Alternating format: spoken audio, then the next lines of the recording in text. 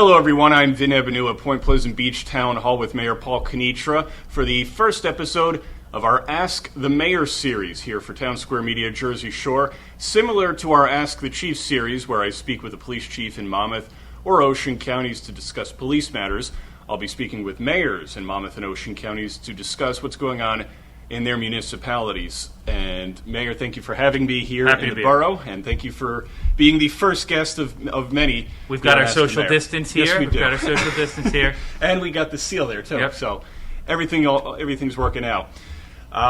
2020, I mean, affected a lot of people in a lot of different ways.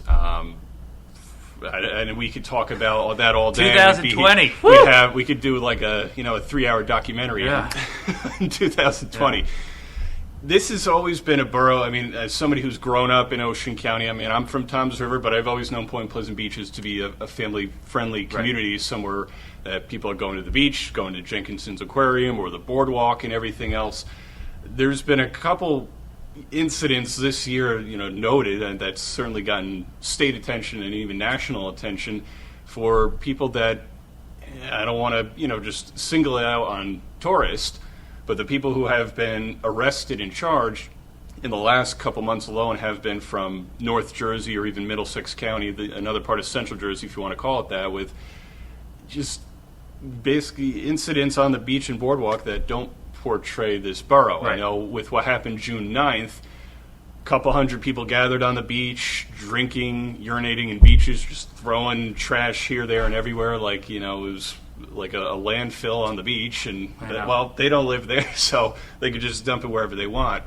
I know you said you were in the substation that night, kind of getting the play-by-play and everything, and you put out a video the next day, and I think you were trying to hold it in the best you could, but it's almost like what they did to the borough was almost like coming to your house and just doing whatever they want, and that's kind of essentially what they did to the borough. So how were you able to keep your emotions in check, just seeing what was happening live, and then you had a night to sleep on it and wake up the next day and look at the borough and it was a mess? It's a great comparison, right? And I think for someone who is essentially born and raised in Point Pleasant Beach, I moved here in kindergarten, so there's still some people that would call me a Benny, right? But for someone who was basically born and raised here in town, you do take it personally. And as mayor, I really view myself as a servant of the residents and an extension of the residents. And, the policies that I make, the actions that I make, the lens through which I look at everything is really all in viewing myself as an extension of the residents themselves. And at that beach party, watching the town get trashed, standing there in the police substation where I wanted to go down there myself and rip joints out of people's hands and grab bottles of alcohol, but knowing politically what a sensitive time it was, and seeing what happened the few times that the police tried to go down there and tried to enforce some ordinances, and recognizing that we had a situation on our hands that could have spilled out into the town and gotten really taken a turn for the worse. We sat there and we managed the situation and we waited the situation out. But the next morning, kind of woke up with this steely resolve that that was the last time that this was going to happen. And luckily, our Chief Michigan, who you talked to, and I saw the interview, I thought it was a great interview as well. Thank you. Same exact thing, right? Local guy, born and raised, and same exact thing. That was where the line was really drawn in the sand for Point Pleasant Beach, because Point Pleasant Beach, since I was a kid and since our parents were kids, has always been this welcoming place for people from all over the tri-state area, from all walks of life, and in a lot of ways, generally like a blue-collar population too, right? It's a destination where working class people from all walks of life, inner city. Traditionally, a lot of times people have come down from the cities, from New York City and from Newark, going back all the way to like the 40s and before that. And we're this welcoming spot where it's a refuge, I think, from the hustle and bustle of the city and the traffic and the smog and the commotion and everything like that. And we saw this party as a real threat to all of that. You saw comments when those videos were leaking out onto the internet, and you saw families who'd come here for generations saying, well, I'm not going to go to Point Pleasant Beach. I'm not going to come back to Point Pleasant Beach. Some people saying I hadn't gone to Point Pleasant Beach for a couple of years because this was building. And we decided to draw the line in the sand right then and there. And it's not a mark against any tourists. I mean, my parents moved down from North Jersey in 1988 to Ocean County. So, I mean, a lot of great people from outside Ocean County, from North Jersey, South Jersey, Pennsylvania, New York, Connecticut, whatever, they're all coming to Point Pleasant Beach, to Ocean County for the beaches, the boardwalks, the summertime attractions. And, I think people will still come back, but I think maybe to your point that some people who would typically vacation around here for a week or, for the entire summer were, or maybe some still are hesitant about coming to this borough because of what happened. They're afraid, not because of necessarily what you're doing or what the police are doing, but I think they're afraid of maybe running into some other, what Governor Murphy calls knuckleheads. Well, right, and I think it's about what you want your municipality to be, what you want your town to be, right? If you're Daytona Beach, your Panama City Beach, your Cancun, your spring break destination, you know what you are, right? Your yard glasses and your all kinds of craziness and your tequila shots and your whatever that may be. That's not what Point Pleasant Beach has always been. And I think the problem has been over the last bunch of years or so, we never really defined what we wanted to be, because you can't just wish for something to be a certain way and just hope that it turns out that way. Right. You need to have a clear vision for what it's going to be, and then you need to put the pieces in place to support that, so that all the decisions that you're making as a governing body, as a municipal staff, that they're all complementing that and moving towards that vision, right? So what we've done here in Point Pleasant Beach since our administration has come in is we know clearly what Point Pleasant Beach is going to be. We know that we're going to maintain that family-friendly atmosphere. We know that we're going to be welcoming to people from all walks of life, from all different locations, but we want to be targeting families, not the spring break type atmosphere. And by no stretch are we like past any kind of line or any kind of point or anything like that. Generally, these are isolated incidents, right? But an isolated incident gets a lot of attention, right? The fact that Point Pleasant Beach, 29 out of 30 days of the month is that family-friendly place that everybody knows, can still be marred if once a month you don't know that and you're coming here and people are just acting like fools up and down the boardwalk and on the beaches. So we've put a lot of pieces in place here already. Executive decisions, executive actions that have occurred before this past council meeting and then leading up to this past council meeting, which I'm sure everybody knows about. Right, and that was going to be my follow-up question there. In the time that the June 9th incident happens, and I guess to a degree, the incident a couple weeks ago on the boardwalk, you've started cracking down, you and Chief Michigan, on what will no longer be tolerated and what you expect to see from residents and visitors to Point Pleasant Beach. So what are some of the things that are now going to be enforced or asked of people who are coming to Point Pleasant Beach? Well, let me go through some of the steps that we took immediately after the party, and then I'll lead up to kind of the ordinances themselves. First of all, and the most important, I think the chief talked about this in his interview, we have a new zero tolerance policy, right? If you're acting out of line in a way that is detrimental to anybody that would want to bring their family here, you're getting a ticket, you're getting a summons. And I think that's gone a long way, and you're seeing that in our borough summonses where, as the chief mentioned, we're 200% where we were at this point last year. And that's a good thing. It shows that we're taking less. And in addition to that, you have to have resources to help you get where you want to be. So we've added 2 new full-time police officers as well. And part of that was a result of the Class 1 and seasonal training, where usually we get up to about 100 full-time and part-time and seasonal all combined in the summer months.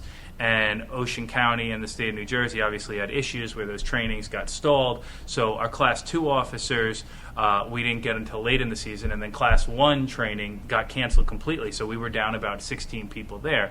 But things have changed too, and you need to adapt with the times and with social media and people being able to pivot on a dime and do things differently, like finding a weak point in where you can get booze on the beach and then Snapchatting or Instagram living that and then everybody rushing through that. Right. Having some extra assets, full time are important too. So we put those in place.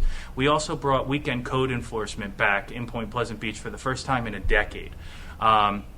In addition to that, we raised our fines pretty much across the board. We just got heard back from Ocean County that they approved our new fine structure.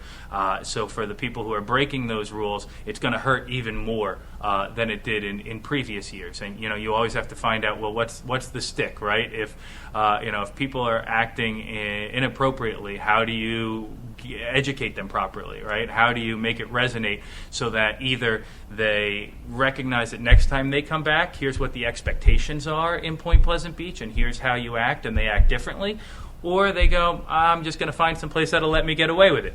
Either's fine with us, but we're working on that.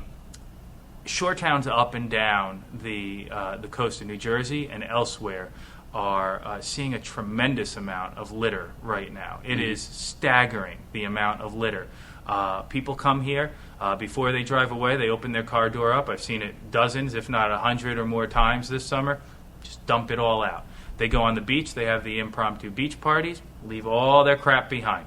They try and get away with tailgates, everything. So the town has been trashed by litter. And I think everybody saw that the day after the beach party that you referenced before. Right. So we've used FEMA CARES Act funding to go and get a new litter vac because it's just been a deluge of all of this stuff going on. We're refilling positions in our DPW as well to make sure that we have the right capacity to handle a lot of that too. So that's a lot of the stuff that we kind of did leading up to recently.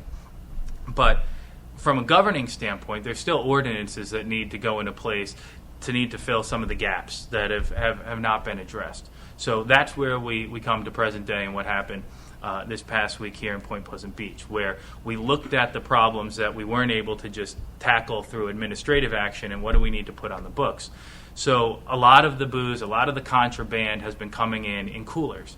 And a lot of those coolers have been being checked by 16-year-old girls and guys who can't even serve it to you and I in a restaurant, right? Right. So there's a major flaw in that system.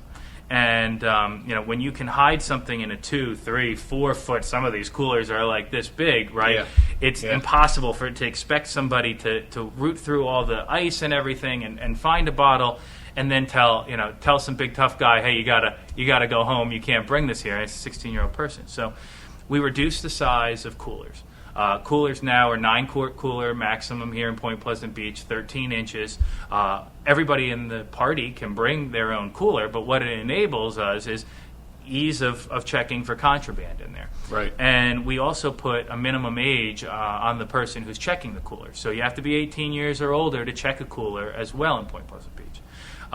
We've had a prevalence, with school being out and school being remote and college being canceled and everything like that. We've had a ton of young people going up and down the boardwalk and up and down the beach who feel the need to blare their own personal theme music, right?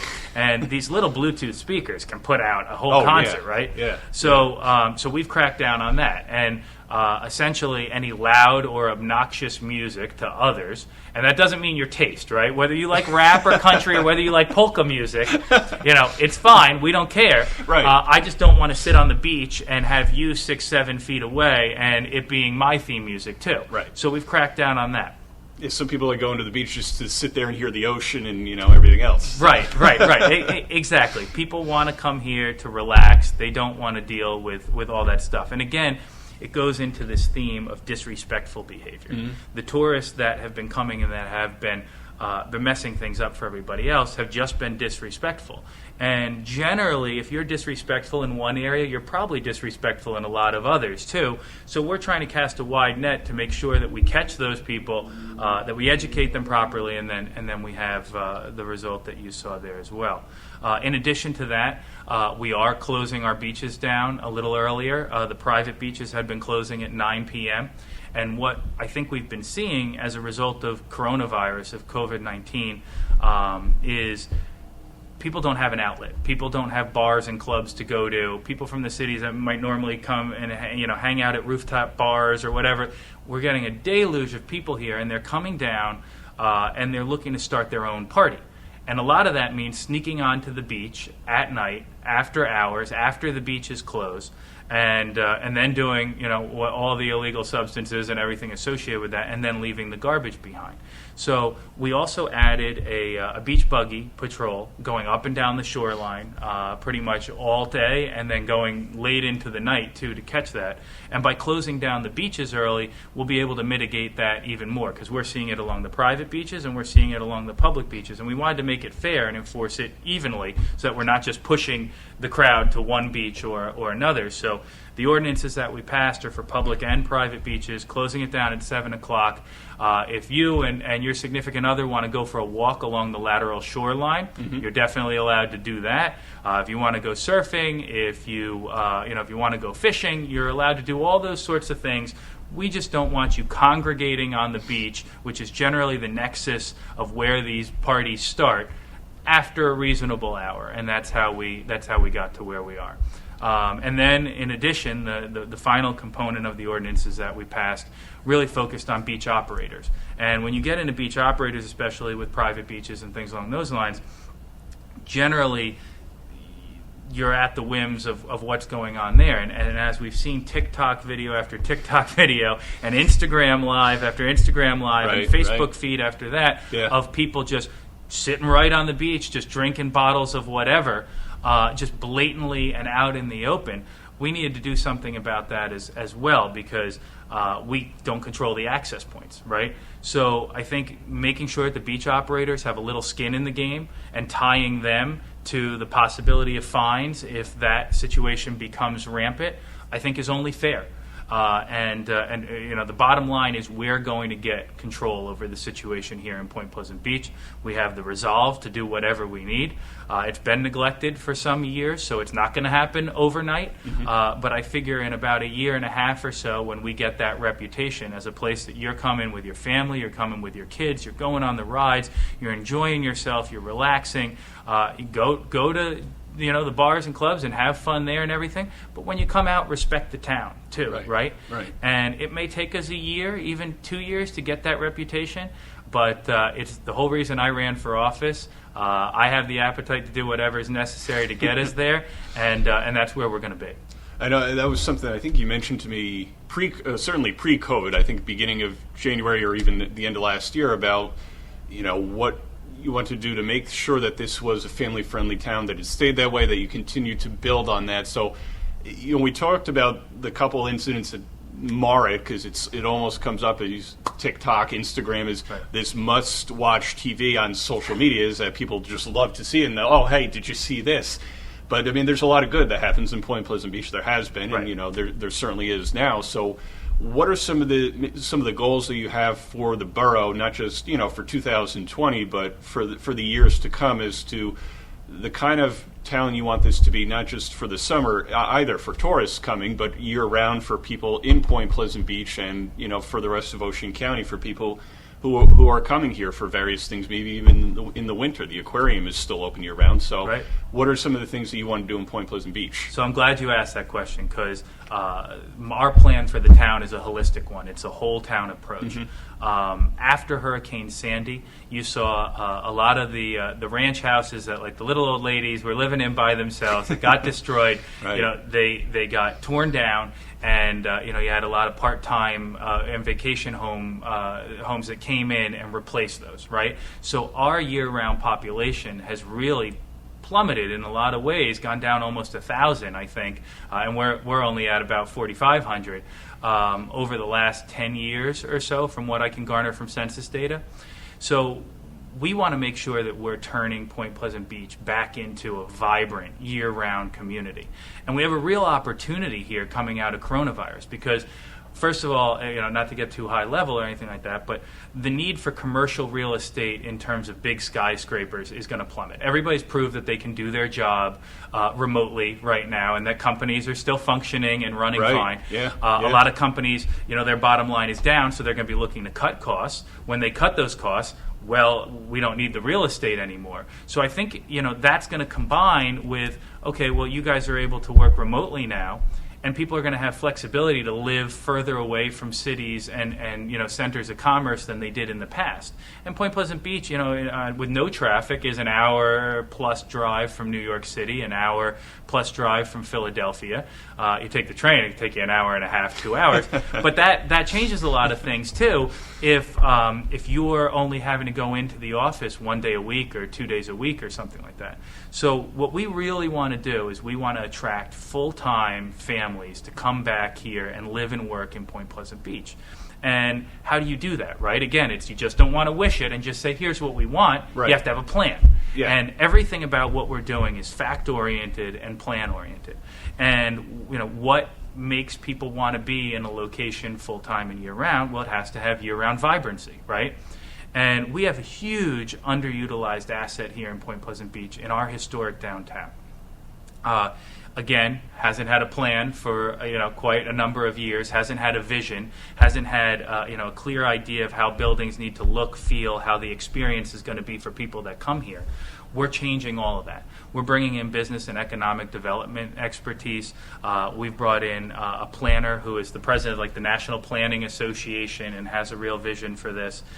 We're going to form a historic district downtown that is going to save some of the beautiful historic buildings that we have. And we're looking at putting ordinances in place that are going to incentivize developers and people to come into downtown Point Pleasant Beach and do the right thing with buildings, because even underneath some of these plastic and glass facades, in some instances there's beautiful Art Deco buildings and beautiful historic buildings that are hiding in plain sight, and we want to lift up the entire downtown. So that is really one of the biggest focuses for us. We're right now working on a pop-up program where some of the vacancies that we have downtown, we're going to look to put people who are trying to try concepts out, and that's going to be in real effect in the Gottlieb building that I'm sure a lot of your viewers and listeners in the Shore area know that we saved. A historic building from the early 1900s was about to be torn down. I was looking at tying myself to the building and sleeping out there. The roof was literally ripped off. And then Steve Fisher, a local here in Point Pleasant Beach, came in. We were able to talk, and he saved the building. And now local woman Fallon is opening a market, kind of like a Chelsea Market type component on the ground floor. That's going to be called, I think, Gottlieb Market. And it's going to be a collaboration of all little different makers and people that have things to sell that, coming out of coronavirus, you're not going to have the ability to, sign a 2-year long lease and do infrastructure changes and everything like that. But maybe you're making homemade soaps or, your own T-shirts or something, and you just need a little space, right? Right. It's going to be kind of that, and it's going to be fun, and it's going to be modern, and it's going to be things that people actually want to come in and experience, and that's part of it. The upstairs of it is going to be something really cool too, but I can't let in on that just yet. Yeah, stay tuned. Yeah, and it goes back to really what the recipe is downtown. We've kind of lucked out through no doing of the town's fault. We have amazing restaurants in Point Pleasant Beach. I mean, right. you look at our inventory. Poached Pear is on most top 20 lists of restaurants in town, in the state. Spanos is on most lists of top 20 or so Italian restaurants in the state. We have all kinds of great little assets hiding down there. So we have that component. We need to complement it. And to make downtown a destination where people would want to come in November and April and say, from Princeton or say from up north in Wayne or whatever, let's drive down on a Sunday and spend a full day in Point Pleasant Beach. First, it needs to have that look and feel, right? It needs to be beautiful. So we're cracking down on weeds. We're beautifying it. We just put great, beautiful downtown Point Pleasant Beach banners up, or we ordered them. I don't know if they're up just yet. We're doing the facade improvements, everything like that. But to attract everybody the right way, you have to have the recipe. And the recipe essentially means, what am I doing for the day? Well, we have nice, cute little boutique shops, and that's part of it. we need to get some entertainment in, and I'm looking at a way to get us, some live theater or something like that, some musical components, and the Gottlieb Market is going to have some live performances, which I think is going to create that vibrancy. We want to have more rooftops that have a little bit more going on. We want to try and create some pop-outs that have more seating on the sidewalk, or kind of cannibalize some of the street to utilize some of that too long term, because you want people to come down and be able to monetize them too, right? They're going to spend some money in our shops, they're going to spend some money in our restaurants, they're going to spend some money on entertainment, and then they're going to go home. And if we, if they spend the night here in the off season, that's fantastic as well. So that's really the component to it.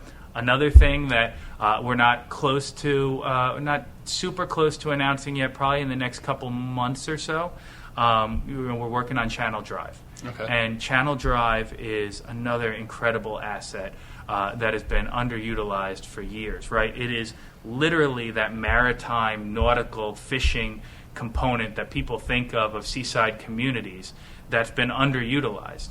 And we're looking at some development on there in terms of creation of, kind of wharf side components, restaurant, shopping, whatever it may be, in a non-obtrusive, I don't like the height of maybe Pier Village in Long Branch. That's a little too big and too tall for Point Pleasant Beach. We're a much smaller community.